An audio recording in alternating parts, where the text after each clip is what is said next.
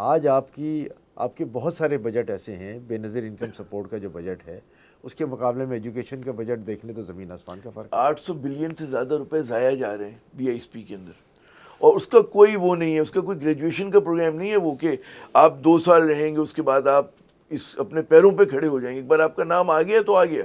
اور آپ کتنوں کو پیسے دیں گے؟ اب باہر دوسرے ملکوں میں چلتا ہے،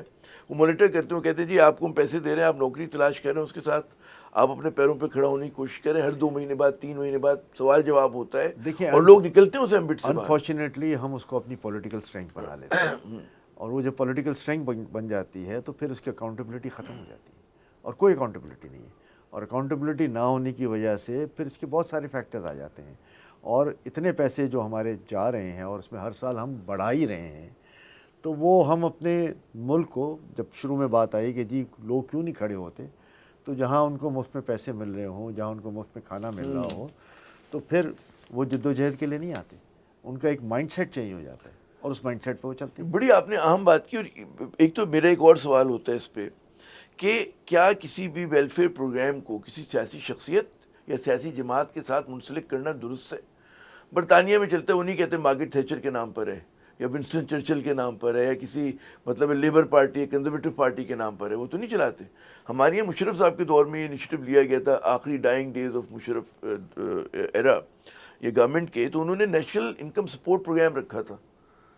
تو آپ اگر کوئی اس طرح کا نیوٹرل نام رکھ دیں کہ سب کی اونرشپ ہو، اس کے اندر آپ کوئی تبدیلی لے کر آئیں، آپ نے جب ایک سیاسی جماعت سے وابستہ کر دیا، یا پی ٹی آئی کا میں کہوں گا ان کا احساس پروگرام تھا،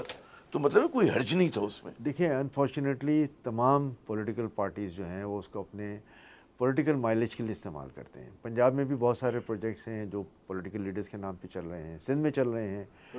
اسی طرح بلوچستان میں بھی چل رہے ہیں، کے پی کے میں چل رہے ہیں، وہاں بھی جو ہے وہ ایک پولیٹیکل پارٹی اپنے لیڈر کا نام جو ہے وہ ہر پروگرام پہ ڈال دیتی ہے، تو یہ پابندی ہونی چاہیے اس پہ۔ ایک غلط ہمارے ٹرینڈ 2 ہے۔ خاندان ہیں، شریف خاندان، آپ تو نہیں کہیں گے، آپ تو کاروباری شخصیت ہے، میں کہہ سکتا ہوں صحافی ہوں، میرے پاس تو کھونے کو کچھ بھی نہیں ہے، ہر چیز شریف خاندان کے نام پر ہے، بھٹو خاندان کے نام پر ہے، زرداری خاندان کے نام پر ہے۔ بھئی آپ اس 24 کروڑ کا ملک ہے، یہ قائد اعظم کا پاکستان ہے، علامہ اقبال کا پاکستان ہے، فیض احمد فیض کا، بڑے بڑے لوگوں کا پاکستان ہے، آپ نے محدود کر دیا دو سیاسی خاندان یا 3 سیاسی خاندانوں تک۔ بات غلط ٹرینڈ کی ہے، اور اس پہ کوئی قانون ہونا چاہیے تاکہ ہم یہ ٹرینڈ نہ بنا سکیں، ہم اس پولیٹیکل لیڈرشپ کے پیچھے جو ہے وہ نہیں جانا چاہیے۔ ہاں، جو بانی پاکستان میں سے لوگ ہیں ان کا ایک پاکستان کے اوپر قرض ہے، ان کے نام پر اگر ہم کوئی چیز لے کر آتے ہیں تو میرا خیال ہے اس پہ کوئی حرج نہیں، اور ان کے نام پر جو ہے وہ چیزیں آگے بڑھنی چاہیے تاکہ ہم ایک پرچم کے تلے ہوں۔ آج ہم ایک پرچم کے تلے نہیں ہیں، ہم مختلف پرچم کے تلے ہیں، اور اس پرچم کے تلے پھر قوم جو ہے وہ منتشر ہوتی ہے،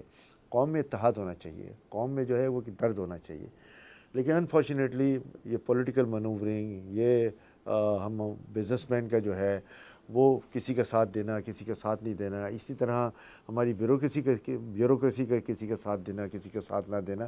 یہ تمام چیزیں ملک کو جو ہے وہ تباہی بربادی کی طرف لے جاتے ہیں۔ تو اس تباہی اور بربادی کو ٹھیک کرنے کے لیے میں سمجھتا ہوں ایک بہت ہی سوچ و فکر کی ضرورت ہے،